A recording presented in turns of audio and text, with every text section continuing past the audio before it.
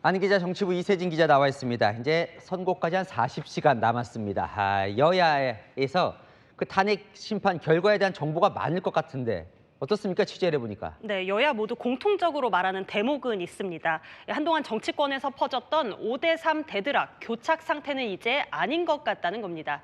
이제 어느 한쪽으로 쏠렸다라는 거죠.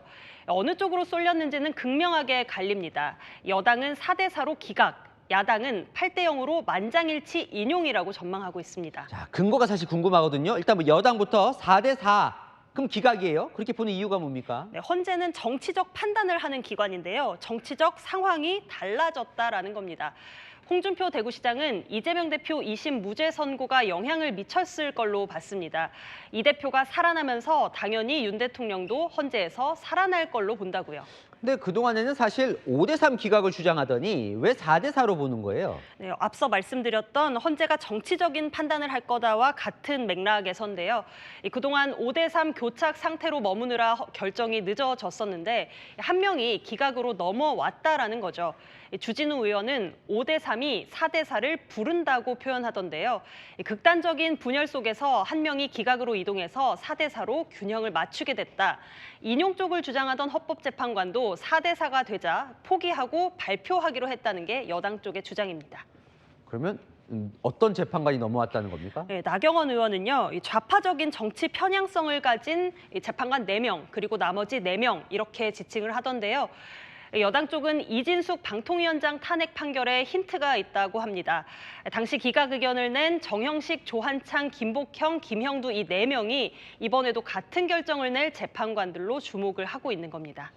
자, 그러면 민주당은 8대0, 그러니까 만장일치로 파면될 거다. 여긴 근거가 뭐예요? 네, 민주당 역시 헌법재판소가 정치적인 영향을 받고 있다라고 보는 분위기인데요.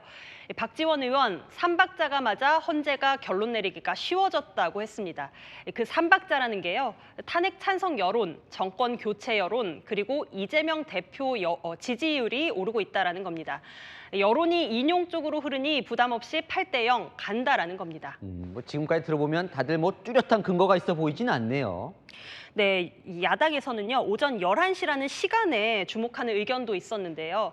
노무현 전 대통령 때는 선고가 10시였는데 이번엔 11시로 정해졌죠. 박범계 의원, 11시로 정했다는 건 선고가 길지 않다라는 것을 뜻한다고 말했습니다. 12시부터 점심시간이니 길어질 거면 10시로 정했을 텐데 8대0 만장일치 인용일 거고 별개, 보충 의견도 적을 거라는 겁니다. 8대0 근거를 물어보면요, 이 답이 가장 많이 돌아오긴 하는데요. 계엄도 다 보고 헌법재판관이라면 어떻게 기각을 시키겠냐고요.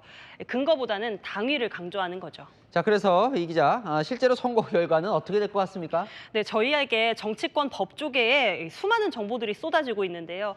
워낙 예민한 문제로 미리 결과를 단정해서 말씀드리긴 어려울 것 같습니다. 하지만 이것 하나는 분명한데요.